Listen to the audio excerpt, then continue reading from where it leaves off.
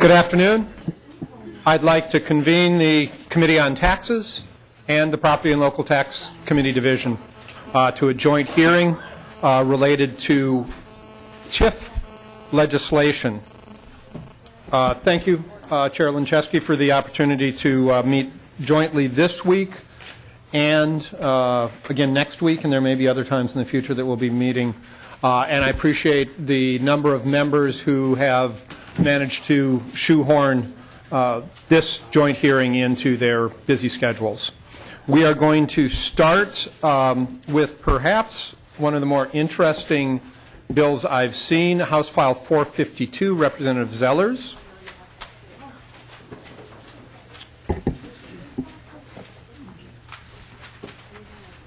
Representative Zellers, would you like to move House File 452 to be before the committee for possible inclusion in an omnibus bill? So moved, Mr. Chairman. Thank you, Representative Zellers. Representative Zellers, the interesting part I find about your bill, not that Maple Grove isn't interesting in its own, don't get me wrong, but can you define the word thence for me? It appears 12 times on page 1 of your bill alone. I'm not sure if you were going for a record, but you may have achieved it regardless.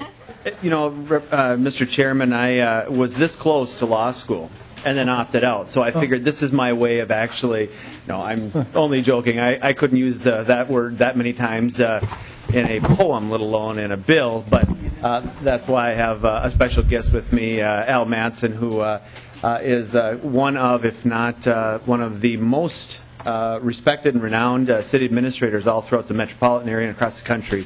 Al has been building and developing the community of Maple Grove for more years than I've lived there, but also probably more years than I've been alive almost, and done a wonderful job. So Al has been kind enough to come along and help with this. But actually, the history of it, and I don't know if I'm asking a question I don't know the answer to, Mr. Chair, which is always dangerous, but Joel Michael may or may not be able to explain this type of TIF, which was actually used in the past in the Bloomington, Edina, Richfield area, that actually precludes but also leads us into the bill that we have today. All right. Representative Zeller, since you barely missed law school, we'll refer to you as the party of the first part for the duration of the hearing. But Mr. Michael, would you be able to walk members through the bill and particularly explore the soil deficiency tax increment district concept? Please. Mr. Chair, members of the committee and the division, I won't go through their bill, but I will give, at the suggestion of Representative Zellers, a little bit of a TIF history, which is, I think, what he's after, in that back between the creation of the passage of the original Tax Increment Act in 1979, and I forget when this was changed, but it was probably around somewhere in the era between 1988 and 1990. There was authority to create redevelopment districts in areas where the land had soils deficiencies. Just to back up, normally you create a redevelopment district in an area where there are a high percentage of substandard buildings. The original TIF law also said you can create a redevelopment district in an area where there are soils problems. For example, the soil required substantial grading or compaction that exceeded some dollar thresholds. Just the instance that Representative Zellers was referring to, if those of you are familiar in the city of Edina with the Centennial Lakes area, that was one of the areas that used that authority to do a development in the city of Edina. The legislature repealed that authority, as I indicated, in either 88, 89, or 90. I'm foggy on the exact date. There was a concern that the language was too wide open and it allowed too many areas in undeveloped areas to qualify for redevelopment tax increment treatment. And I think the project that, to talk about specific projects that tipped the balance was one out in Washington County where essentially the authority was used to grade some hills and to put in a Cub food store. And so that option was taken away as a way to qualify redevelopment districts based simply on soils conditions. Right. Thank you, Mr. Michaels. Representative Zellers, so that you know and so that members know, there is a summary of the Representative Zeller's proposal and a map, but they were inadvertently put in the file, in your green file with House File 597. So if you dig into 597, you'll find the information about House File 452. With that, party of the first part, Representative Zellers. Thank you, Mr. Chairman. And yes, I apologize. And if you need help separating them out, I do have two helpers here that would be more than happy to sort through your files with you. But with that, Mr. Chairman, and thank you, Mr. Michael, that is kind of the both sides of the equation. And what we're looking to do with this bill is the previous. We want to look at what the Edina and the Centennial Lakes provisions and what developed out of that, not necessarily others that have not gone as well. With that, I will turn it over to my expert witness, but also give you an idea of where we've been, where we're looking to go, and then some of the commitments and conversations with the Metropolitan Council that led us to today. Excellent. Mr. Madsen, welcome to the committee. Please state your name for the tape and proceed with your testimony. Mr. Chair, I'm Al Madsen, City Administrator for Maple Grove. Thank you for the opportunity to be here. Representative Zellers, I appreciate his kind words until he got toward the end about, I think he was insinuating about my age, but we'll let that go. So sometimes I think I have been around a long time. What we're proposing this year is what we proposed last year. This is patterned after the Burnsville tax increment financing legislation that the legislature approved several years ago. And we had our proposal in last year. It was found in favor by the House and the Senate. It became a part of the large taxing bill. Unfortunately, that bill was vetoed, and down went our proposal. So we're back with the same proposal. In the 1990s, the Metropolitan Council asked the landowners of the gravel mining area, as well as the city, not to develop, to hold off on development because of the resources in there, which was being used for the vast majority of the base for the entire metropolitan transportation system. And so the landowners and the city, we agreed with Met Council that we would not push development at that time. We are now to the point where the cost of implementing infrastructure, sewer, water, storm sewer, ponds, you name it, is astronomical and is impeding development.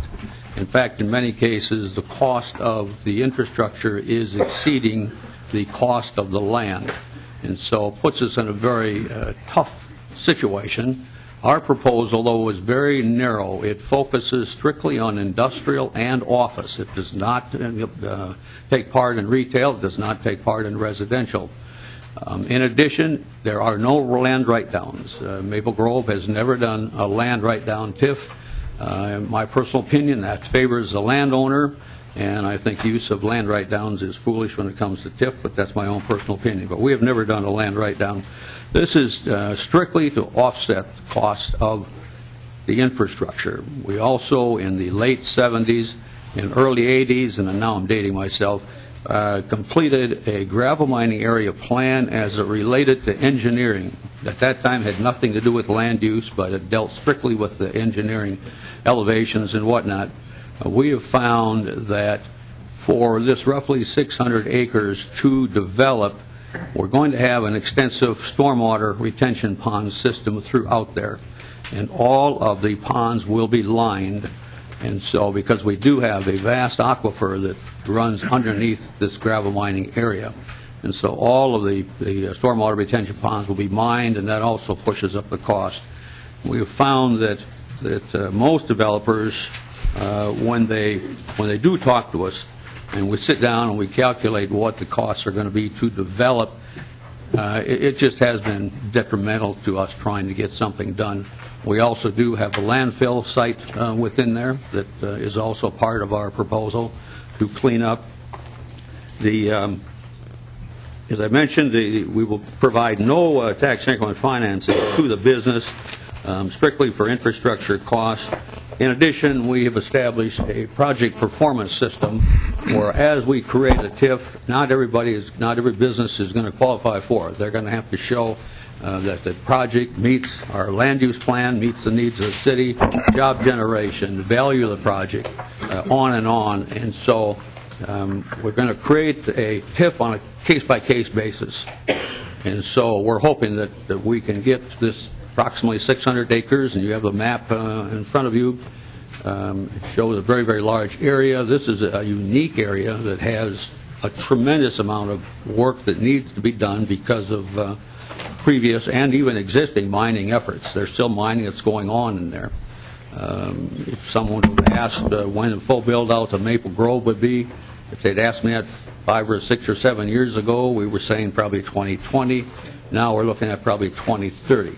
So there still will be mining operations that will be going on as we develop out that 600 acres.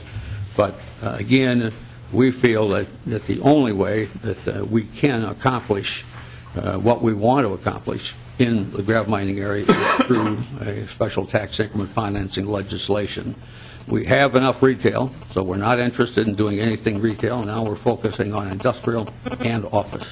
All right. Thank you, Mr. Madsen. Representative Zellers, any other comments? No, I think you'll find, Mr. Chair and members, that a very well thought out, and Mr. Madsen, Mayor Stephenson, our City Council have done a very good job at developing out Maple Grove, and that this, especially when you consider what will be a part of our community that is a part of a lot of communities, the roads, the gravel, the aggregate that's going to be used, has been used in the past and is going to be used in the future. This is a very thoughtful proposal. Thank you, Representative Zellers. Is there anyone in the audience wishing to testify regarding House File 452? Any questions from members? Representative Loeffler. Well, thank you, Mr. Chair, and to the witnesses, if they can answer. I don't know much about mining. I've learned it all. Well, all what I know, learned from Tommy Rukavina when he was on the tax committee. But somehow I got an impression that mining operations were required to, when they ceased operations, to repair the land to a usable purpose. And it seems to me that it sounds like they're asking the city to step up using whatever tools they have and that we could authorize them to incur the costs for, making the land flat as opposed to craters and that sort of thing. And, am I incorrect in my expectation that the mining operation has some obligations here? Mr. Madsen. Mr. Chair, members of the committee, you are correct. I cannot speak for other cities, but when we created our gravel mining area plan in the late 70s, early 80s, we require the mining operators to reclaim the land based on that plan. Now, bringing it flat is one thing, but the cost really lies with running the sewer, the water, the storm sewer, the road system, all of that through there, the stormwater retention ponds. That's where the big bucks really takes place. Representative Locke. But you are correct, yes. Thank you. That's useful. Just that your handout talked about it was left in a geophysical nature such that, it didn't work. And it talked about land moving. So I was envisioning you as doing that. Right. Thank you. That's helpful. Any other questions from committee members? Representative Earhart. Thank you, Mr. Chairman. I was just curious about this map that's in here. It has various colors on it and so forth in shades. Is the whole thing included, or are some of these already developed, or what's going on? Mr. Madsen. Mr. Chair, members of the committee, my apologies, it's probably not the best map to provide. This is a map showing our land use plan, and the colors represent different land uses. Industrial will be the purple. When you get into the catch mark area, that's mixed use development. Could be a combination of light industrial / office. You get into the area south of Elm Creek, that's Arbor Lakes area, that's retail. We're focusing strictly on the industrial and office, portion of this area. So the colors represent different forms of land use. Well, Mr. Chairman. Representative Earhart. Is some of this already developed?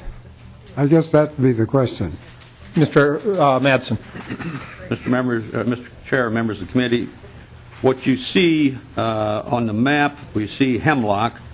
If you go on the south side of Elm Creek Boulevard, and Hemlock area, and a little bit to the east.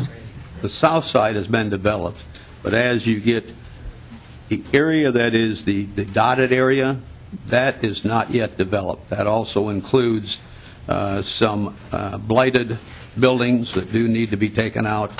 The landfill site, the dump site, is also included in that area. So it's the dotted area that we are focusing on, and it references approximately 602 acres.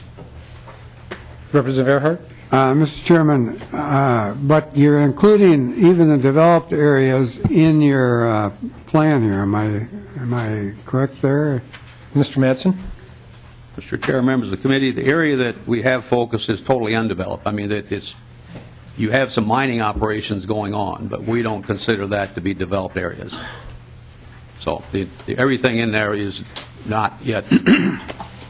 Thank you. Representative Davids?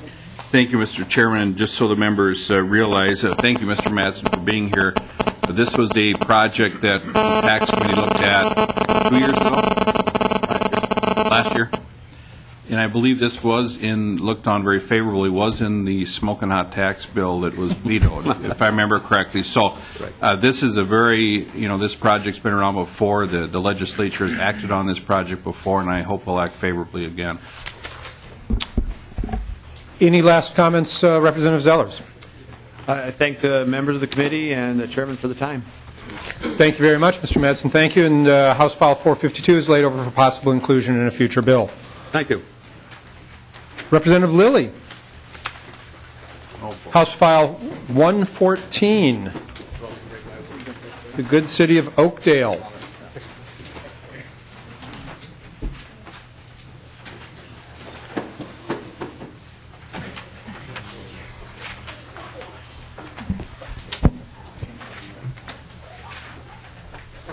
Representative Lillie, welcome to the committee. Would you like to move your bill to be before the committee for possible inclusion in the omnibus bill?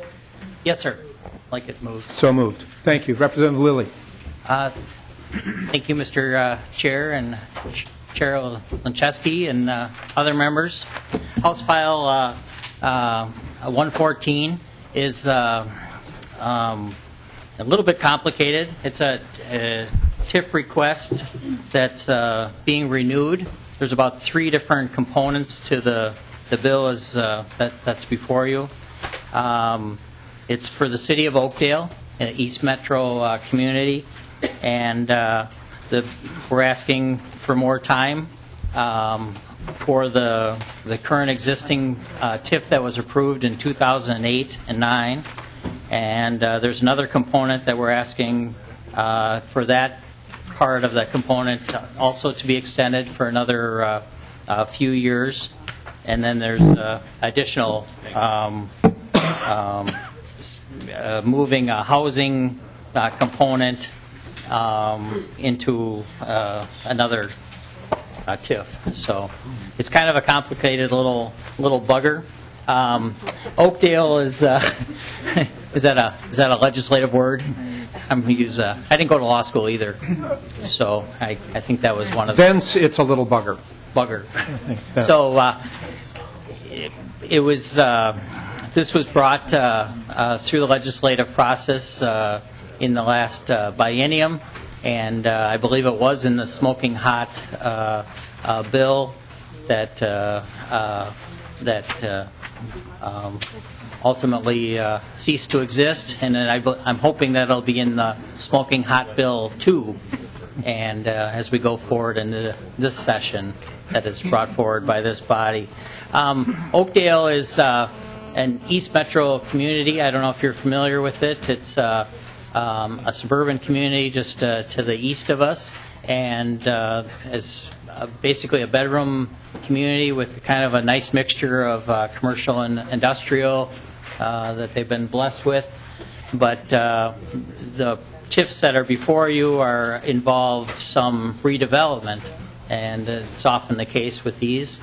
And we had a mall situation that kind of saw its days, and so through the ability through TIF, they were able to level the mall and do some of the work on that project, some road work and other things the cities stepped up to do. And so we're kind of caught in a place with that project to go forward and to get that, to bring it to the next step, to get a viable business, into that. And then there's another property that's closer to 94 and closer to the Capitol here, which is actually just literally miles from here. And it's right on Tanner's Lake, and it was quite blighted. There was some businesses that had some unseemly, if you will, issues. There was some prostitution, some crime problems, and so the city took it upon themselves with other parties to level those properties, and then with the help of the legislature and this help with this TIF and the extension, we're hoping to get a viable business concern in there. It's a great property, right off the side of Tanner's Lake and real close to here. And I think, did you hand this stuff? I think everybody in their material, and I would just ask you to take a look through it, but at one of the pages, there's the Tanner's Lake property, and if you take a look, right across the street is 3M and their corporate center, and it's right on the border, and so it has great redevelopment, amazing redevelopment opportunities, but it's also important to have it a quality piece with 3M right across the street, and making it viable for them and successful. We obviously want 3M successful, and so it's just a great opportunity and a great marriage. With me today, I have some real professionals that actually can talk you through the TIF and not blunder through the word part that I was having problems with. But with me here is the Oakdale City Manager, Craig Waldron, and he's actually award-winning. He's like this amazing city manager, and I'm sure he's thrilled that I'm mentioning these things, but I believe he's gotten like a state award, national award. I think he has some presidential thing, too, that's, and I think they gave him the award so they didn't have to pay him more, but he's a great person, and I remember a couple of years ago, Tom Dicklich was applying for to be a city manager up in Hibbing, and I told him to call him, and hopefully he did. And I said, if you want to be a good city manager, this is the guy to emulate. But so I'm going to pass to him, and we'll see how he does on this part. But all right, it was a great city. Mr. Waldron, welcome to the committee. Given that this committee did approve the early TIF, a lot of the documentation I see goes to that. I'd ask that you focus instead on this year's legislation and the reasons for the extension and the like in your testimony. Would you please state your name for the record and proceed, sir? Yes, Craig Waldron, City Administrator for Oakdale. And thank you for your kind comments, Representative.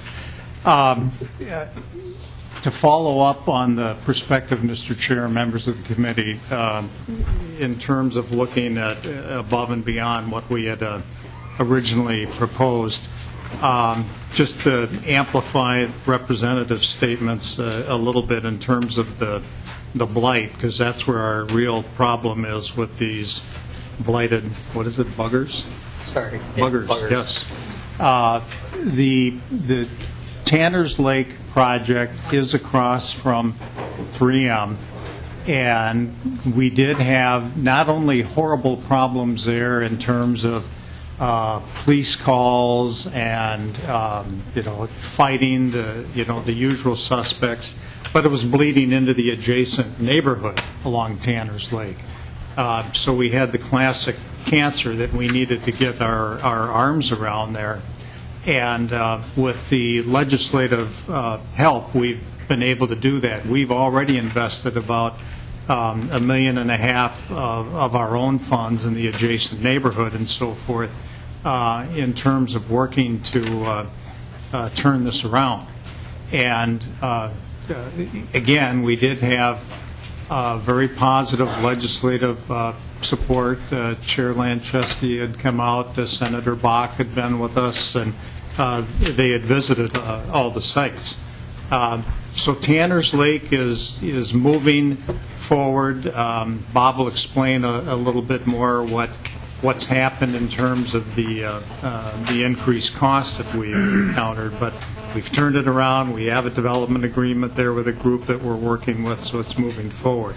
Just briefly, the mall site was 18 acres. It was one of these absentee landowners. It was a horrible mess. It was blighted.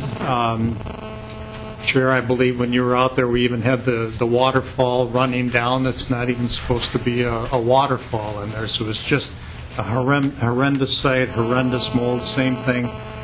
We've turned that around. We've we got a hold of that. We demolished it. We have the infrastructure in place. But again, based on some of the increased costs that we've experienced and some of the changes in the assessments of an adjacent mall, we've had to come back and ask for some additional help. Bob Streeter, our Community Development Director, can kind of walk you through 2 or 3 of those areas that are different from the previous bill, Mr. Chair. So with that, if I can turn it over. Certainly. Thank you, Mr. Streeter. Welcome to the committee. Please state your name for the record and proceed with your testimony. Bob Streeter, Community Development Director for the City of Oakdale. Mr. Chair, members of the committee, here are the new provisions that we're here to talk about. The first is, back in 2010, the legislature extended the Bergen Plaza TIF district, which is right across the street from the Tartan Crossing redevelopment project that Craig mentioned. And the legislature extended that for 8 years, and that generated about $2.8 million. But in the time that happened and today, because of property tax reductions and some additional costs required by the county for road and access improvements related to the addition of a signal light, we have a shortfall of about $670,000. So if everything would have worked out the way we had thought, and we wouldn't have had the declines in property value and the additional requirements by the county, we wouldn't have a shortfall. So what we're asking for is to extend the Bergen Plaza district by additional 6 years to pay for those costs. The second new provision is we have another TIF district in the city called the Echo Ridge TIF district, and what we'd like to do is take the increment from that district and use it on Tanner's Lake, as well as some additional increment at the Bergen Plaza district to fill a gap at Tanner's Lake. So you've got the Bergen Plaza TIF district with the 6-year extension, partly to go to Tartan Crossing, partly to go to Tanner's Lake, and then you have the Echo Ridge TIF district, which is its own housing district. We'd like to use that increment to also help pay for public infrastructure at the Tanner's Lake redevelopment project. And in everything that you've received that we've handed out, you'll see there's a handout in the middle of the packet that sort of lays out the budget and all the rationale for what we're asking for. With that, Mr. Chair, members of the committee, I'm happy to answer any questions. Thank you very much. Is there anyone in the audience wishing to testify regarding House File 114?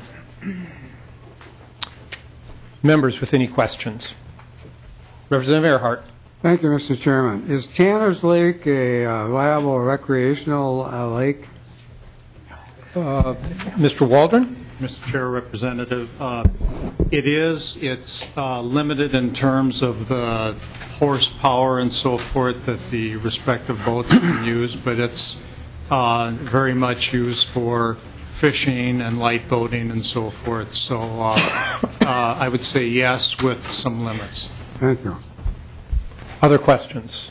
Representative Davids, was this in the smoking hot tax bill last year? Thank you, Mr. Chairman. Yes, it was, and you'll have to be patient with me here because I'm going to be the committee historian today, just so members know that some of these have a past. And I believe this is the bill that Representative Slowick worked so hard on for the city of Oakdale. That's correct. And Representative Lillie, this is a good TIF bill, and I hope members will include it in the next tax bill.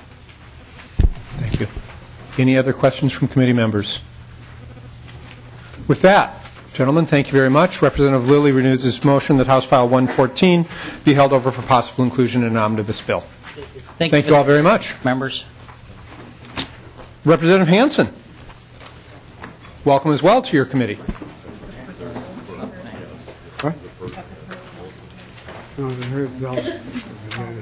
Thank you, Mr. Chair, and I know our Representative David's fingertips are burning again because this was in that that bill last year. Representative Hansen, would you like to move that House File 104 be before the committee, considered for possible inclusion in a future omnibus bill? I move House File 104 for possible inclusion. Thank you, Representative Hansen. Please proceed. Mr. Chair and members of the committee, House File 104 was before the committee last year as an extension of tax increment financing bill, but it expired on July 1st, I believe? December 31st. So we are here not for an extension, but the creation of a 15-year district because the clock ran out. And the areas, if you want to look at the CDA packet that you have in your packet, some of you may be familiar with these areas of West St. Paul. West St. Paul exists directly south of us. Actually, if you stood on the Capitol with the gold horses and looked straight south, you would see Smith Avenue. It lines up perfectly with the Capitol Rotunda. And on Smith Avenue, when you cross Annapolis, you enter West St. Paul. And there's the Cherokee Tap Room there, Amori Coffee. If you are on Robert Street, and you're heading to Robert Street, and there are plenty of places to eat during lunch, and we'd be happy for you to visit Robert Street or Smith Avenue while you're here at the Capitol. You will see the Dakota, which is a redevelopment which has occurred right when you cross Annapolis Street, but when you look around that as you go south on Robert Street, you will see some vacant areas, some buildings that are abandoned, and then that zone goes up to the next major crossing. So it's those two streets as you enter Dakota County and West St. Paul heading south, Smith Avenue and Robert Street. And with that, I have folks here from the city if you have any questions. Ma'am, welcome to the committee. Please state your name for the record and proceed with your testimony. Sure. Thank you, Mr. Chair, members of the committee. My name is Andrea Brennan. I'm the Director of Community and Economic Development for the Dakota County Community Development Agency. I would just like to add that the county and the city have worked together for 25 years toward the redevelopment of these areas in West St. Paul. And since this was before you last year, we have continued to make progress in the last year, further depleting the few remaining resources we have in this TIF district. And we have made a lot of progress. We're well positioned for success if this legislation is enacted. We have acquired approximately 4 acres in that gateway area of Annapolis and South Robert Street. We have about just a little under 1 acre left to acquire. We've demolished several substandard buildings, most of which were built in the late 1800s, early 1900s. In the handout before you, there are some photos of some of those buildings. The most recent acquisition is the one on the lower right-hand corner, which has many code violations and is just not a safe place for businesses to be located either. So we are in strong need for these resources in order to continue with our redevelopment efforts and make the remaining public investment that is required in order to attract a private market response for redevelopment in this area. The city and the county both support this legislation, and also here is Community Development Director of City of West St. Paul, Jim Hartshorn. I would be happy to answer any questions, and Jim, if you wanted to make comments. Mr. Hartshorn, welcome to the committee. Please state your name for the record and proceed with your testimony. Thank you. My name is Jim Hartshorn. I'm the Director of Community Development for the City of West St. Paul. And I'd also like to mention that the mayor extends his apologies. He intended to be here, but he was called away today. And being a Hennepin County probation officer, it's probably a good thing that he goes when he's called. But thank you very much for hearing us today. So, as Andrea mentioned, that it is the gateway in West St. Paul. The council strongly desires to redevelop this area. They held town hall meetings and heard from the citizens that this is one of their strongest desires as well, to redevelop that area. And as a result, they drafted a plan called the Renaissance Plan, the Robert Street Renaissance Plan, and much of the focus on that plan is on that north end of Robert Street. So at this point, West St. Paul is about 99.9% developed. We therefore are a redevelopment community, and we are in desperate need of more resources for this north side. So if there's any questions, I'd be happy to respond as well. Is there anyone in the audience wishing to testify regarding House File 104? Questions from committee members? Representative Runbeck. Thank you, Mr. Chair. Just looking here at the photos, and you call it site assembly, did the city buy out the hardware, Hank, or kick them out? Ms. Brennan, and let's not forget A1 Tattoo as well. Mr. Chair, Representative Runbeck, yes, the CDA, Dakota County CDA, did acquire the Langulas from Gary Langula. We did acquire that hardware store. It was demolished this last summer, and it was actually a very tricky demolition because it has a shared wall with the property, which is shown in the photograph below. So we had to, it was a very tricky demolition, required us to be out there quite a bit. So it doesn't, when you're coming into West St. Paul from St. Paul, that side of the Thomas property below is quite unsightly because it basically is one of the walls from Langula's hardware store. And we did acquire that on, as we do, all of these acquisitions are on a voluntary basis. So we did reach a voluntary acquisition settlement with Mr. Langula. Okay, great. Thank you. Thank you. Representative Erickson. Thank you, Mr. Chair. Maybe this question is directed to you, Mr. Chair, or to Chair Lancheski. Do we ever do a cost-benefit analysis from this perspective that the increment during the years of the taxing district versus the ultimate property tax and economic benefit to the community or to the area? Do we ever do anything like that? Madam Chair, I'm sorry. If you were asking staff, I was busy distracting him. Maybe Chair Lancheski, who was listening to me. Chair Lancheski. My apologies. Well, what we do in TIF is the legislature does not. These are public subsidies to private developers. Right. We ask the city councils to make a but-for finding, or the county in this case. Okay. I think the law is pretty vague. Kind of anybody worth their salt can make a but-for finding, but that's one of the problems with tax increment financing. It's a subsidy from everyone else to have something happen, but we're relying on these communities to do that analysis. Thank you, Madam Chair. Representative Davids. Thank you, Mr. Chairman. Once again, down memory lane, this bill was in the tax bill last year, but I remember it was very time sensitive, and we really, wanted to get that in there. I thought Representative Hansen made a good case for it. It was in there, but now, as you said, it's expired, and so we have to get this thing going again. So I'm hoping the committee will help Representative Hansen out on this. Thank you, Mr. Chairman. Thank you, Representative Davids. Any other questions from committee members? With that, Representative Hansen renews his motion that House File 104 be laid over for possible inclusion in a future omnibus bill. Thank you all very much. Thank you. Representative Swedzinski, I saw you in the room earlier. There you are.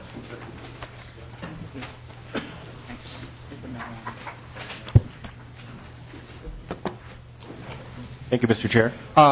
Thank you, Representative Swedzinski. Representative Davids, I don't believe that this was part of the smoking hot tax bill last year, but would you still like to move it to be before the committee for possible inclusion in a future omnibus bill? I will move House File 314 for possible inclusion in omnibus tax bill. Thank you, Representative Davids. Representative Swedzinski, welcome to the committee. Thank you. Thank you. The bill before you, House File 314, is simply a TIF extension for the city of Canby.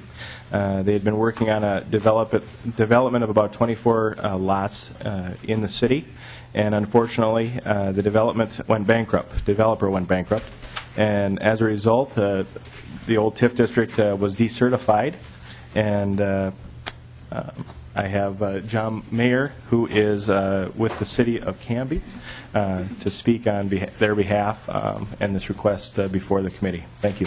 Thank you. Mr. Mayor, welcome to the committee. Please state your name for the record and proceed. Yes, my name is John Myhra. I'm the City Finance and Development Advisor to the city. Chair, committee members, the city back in the late 90s decided that they needed to develop more real estate lots. They were out of lots. They had an unusual situation where they didn't have any, and they had kind of a boom in residential development. So they had a developer approach them that said, there's a bare piece of land. I need some assistance with some infrastructure. Would you consider entering into an agreement with us, a TIF agreement, where I'll come in and build these single-family homes. In exchange, you will improve the infrastructure. There was a development agreement signed. Everything kind of was moving forward. And then the housing boom kind of fell apart. The guy, unfortunately, went bankrupt.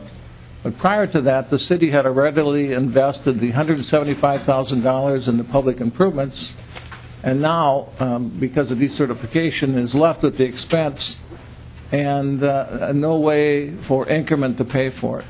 So this bill asks for special provisions to recapture, develop the site, recapture the increment so it can be used to pay off the $175,000 in debt. All right. Is there anyone in the audience who wishes to testify regarding the House File 314? Seeing none. Are there members with questions? Representative Erickson. Thank you, Mr. Chair. And to the testifiers, and perhaps Representative Swedzinski, you probably don't know the answer to this, but maybe your testifier does. So this is a zero net tax capacity area. So what's your projection for what it'll result in if this tax fight, if this is a certified district for TIF? Well, Mr. Myhra. Go ahead. Chair, Representative, my projection is that it will take approximately 20 years to recover $175,000 in present value to offset the expenses that the city had. Other questions from members? Representative Hertas. Thank you, Mr. Chair. Regarding the development that was started, it sounds like the lots were platted and created, the infrastructure's there. Is that correct? Mr. Myhra. Mr. Chair, Representative, that is correct. Representative Hertas. Would you not then be able to eventually recapture those investments when the lots are eventually sold or closed? Mr. Myhra. Mr. Chair, Representative, because of the value, there was actually only 21 lots with $175,000 in public infrastructure improvements, and the lot value, the economics doesn't necessarily work unless the infrastructure is partially written down with TIF. Okay. Mr. Hertas. Thank you. Thank you. Any other questions from members? Seeing none. Representative Swedzinski, thank you very much. And Representative David renews his motion. Mr. Chair, I do. Thank you. Mr. Myhra, thank you very much. Thank you.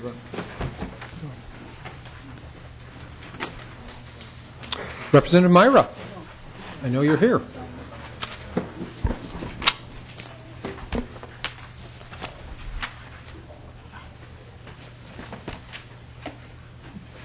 Representative Myhra, would you like to move House File 597 be before the committee for possible inclusion in a future omnibus bill? Thank you, sir. Thank you. Please proceed. This bill would allow the City of Savage to create a redevelopment TIF districts in a defined portion of Savage designated as the mining reclamation project area. Mr. Barry Scott, the city administrator, is here to discuss the project. Mr. Stock, welcome to the committee. Please state your name for the record and proceed with your testimony. Thank you, Chairman Dabney, members of the committee and the division. My name is Barry Stock. I'm the city administrator for the City of Savage, and someday I hope to be as amazing as my peers, Mr. Waldron and Mr. Madsen. We can only hope. Yes. Again, I also first want to begin by thanking you for serving the residents of our great state. I know you have, at times, a very thankless job. The City of Savage is seeking your support and approval of a bill before you today that would provide our community with the ability to consider the creation of a tax increment district for the purpose of completing a mining reclamation project for Prior Lake aggregate site in Savage. Savage, most of you may be aware, is located in the southwest metro area, and we have a current population of 28,000. The Prior Lake aggregate site is located in the southernmost portion of our community and basically sits at the back door of the Prior Lake High School. That's right, I said the Prior Lake High School. Now, that's a story for another day. But back to the issue at hand, the Prior Lake Acreage Site has been in operation in Savage since the early 70s. Approximately 280 acres of the operation are within the city of Savage, and an additional 194 acres are located in Credit River Township. A 4-lane roadway separates the Savage portion of the operation from the Credit River side of the operation. Today, no mining is taking place in the Credit River side. The Savage portion of the operation, however, is nearing completion. Our request today would give the city of Savage the authority, if we so choose, to pursue the creation of a tax increment district to cover infrastructure costs associated with the development plan for the property. The conceptual development plan for the area includes approximately 500 single-family lots, 1,000 medium-density lots, and up to 750,000 square feet of commercial mixed-use development. Infrastructure costs associated with the project include trunk, water and sewer extensions, stormwater management, and roadway improvements to access the site. Total estimated cost for simply bringing the necessary infrastructure to the site will exceed $5 million. Additional costs will also, of course, be incurred by the property owner for final grading and restoration, as well as their own internal development infrastructure costs. At project completion, we believe the potential exists for the addition of $400 million in market value, generating over $10 million per year in new property taxes. Given the size of this project, it's likely that the development will occur in phases over the next 3 to 10 years, of course, pending economic development conditions. Tax increment is one of the few development tools available to enhance the potential tax base of this area and stimulate the creation of jobs. Your respectful consideration of our request for the passage of this file would be most appreciated. Thank you, Mr. Stock. Representative Myhra, you seem to have someone else with you. I'm not sure, we haven't met yet, but I think he would like to speak to the bill. We'll handle introductions through the chair. Mr. Duffy? Well, I would like to say I'm Mr. Duffy, but he's a much younger man. And I'm Jim Casserly. And welcome to the committee, Mr. Casserly. It is a pleasure to be here. I've been here many times before on both sides, so it's always a delight to come back. I really have nothing more to add. I did help with the drafting of the legislation, and the reason we're here is I think Mr. Michael explained previously, current law does not allow the formation of this type of district, and so that is the reason that we're here. The exceptions that we've put into the Tax Increment Act are simply the result of trying to do a multi-phased, multi-year, long-term project. It's a very complex project to pull together. And what unfortunately happens is that we have substantial expenses, and oftentimes the expenses do not match the location of the development. We frequently have to have expenses incurred in one area so that we can access a different area or develop a different area. It does not pull together neatly, and that is the reason for the exceptions, and be happy to provide any other information I can. All right. Thank you. Thank you, Mr. Casserly. Is there anyone in the audience wishing to testify regarding House File 597? Perfect record so far today. Is there questions from members? Representative Carlson. Chairman, Mr. Casserly, I'm just trying to remember, we were elected the same year in 1972. I'm trying to recall if you were on the tax committee in 73, 74, and so on. I was only 19, I'm sure, when I got elected, but I was on the tax committee for 4 years. Starting in 73. 76, I think. Oh. So, it was a pleasure, and I'd like to say that I don't know how many former chairmen of the tax committee are in here, but the current one is my favorite, of course. Well done, Representative Carlson. Do you like the Chair of Ways and Means as much or more or less than the Chair of Taxes, Mr. Casserly? Mr. Chairman. I was going to point out that there are two chairs sitting here, so I was going to ask him which one. He's not going to answer that question, would be my guess, Mr. Carlson. No, Representative Carlson. Representative Davids, you want in on this? Well, Mr. Chairman, I was going to say that kind of hurt.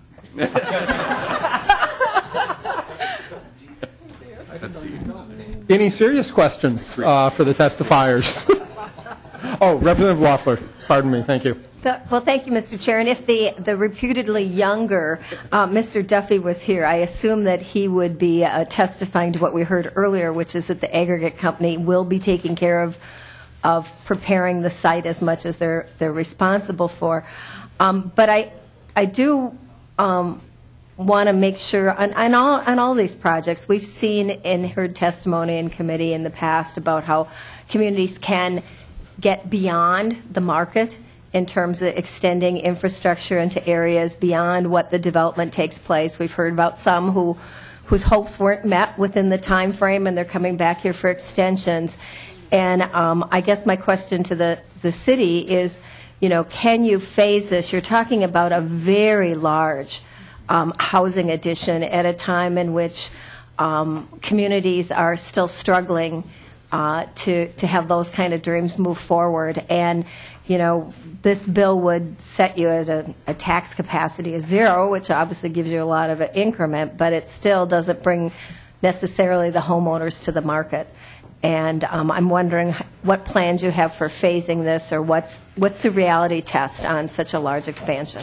Mr. Stock, first, if you could speak to the question of the aggregate companies fulfilling their responsibility, and then just to clarify that, and then Representative Loeffler's question about staging, please. Yes, Chairman Dabney. Like the other cities that have testified earlier, the mining owner and operator has to conform with a reclamation plan that was approved when they received their mining permit. So they have normal costs of reclamation that they need to incur. As far as extending trunk water and sewer services to the site, can we do it in a phased approach? Yes. Right now, we have water and sewer trunk right to the high school site, which, as I said, is immediately north of this site.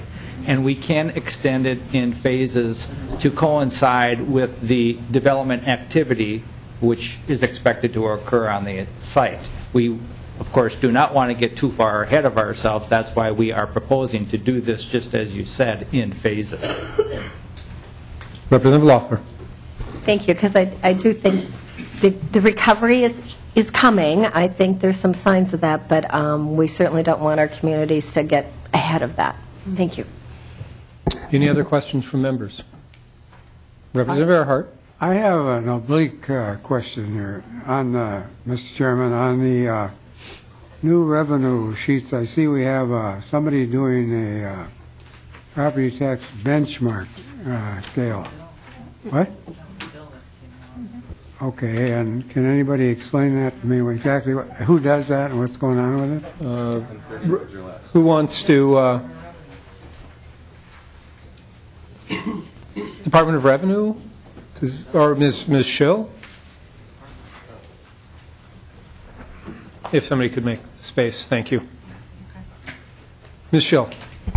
Kathy Schill, House Fiscal. Mr. Chair and members, the property tax benchmarks that you see on each of the Department of revenue estimates having to do with property taxes is a requirement that we did about 2.5 years ago to bring to light the impact of any potential property tax change in the revenue impacts.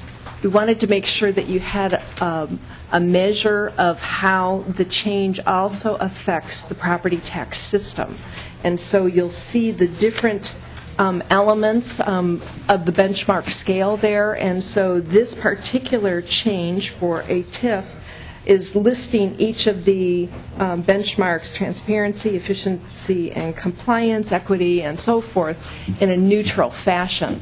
You'll see this kind of benchmark analysis for each measure for a property tax change not other tax changes like for income taxes or sales taxes and so forth. So that's why it's there. We asked Department of Revenue to put it there.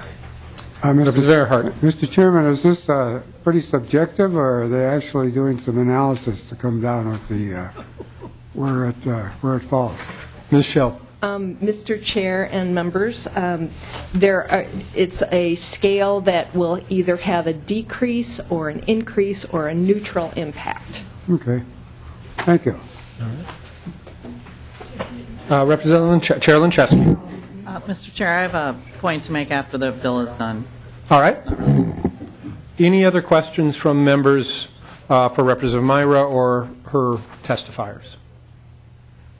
Seeing none, thank you very much. Representative Myhra renews her motion that House File 597 be held over for possible inclusion in a future omnibus bill. Thank you.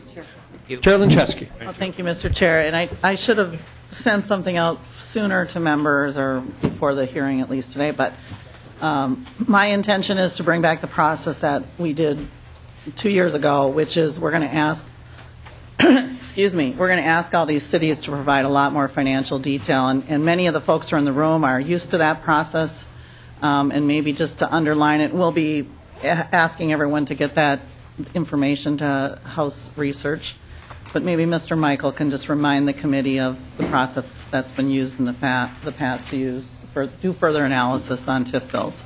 Mr. Michael. Mr. Chair, members of the committee, this was a process that's been used for a decade, or probably getting old, 15, 20 years, something like that, starting back when Ann Rest was the chair of the committee, that essentially just has the cities who are requesting special legislation to submit a little bit more information than sometimes is actually given to the committee about the details of their proposals, so that all the committee members have access to sort of consistent information on all of the proposals. All right. So members and testifiers can anticipate requests for further detail. Folks who have bills on future agendas should anticipate that as well. Chair Linchesky, anything else? All right. For fans and friends of the Tax Committee and the Division, listen carefully. I'm going to adjourn the full Tax Committee and recess the Division until 4 p.m. With that, thank you all very much.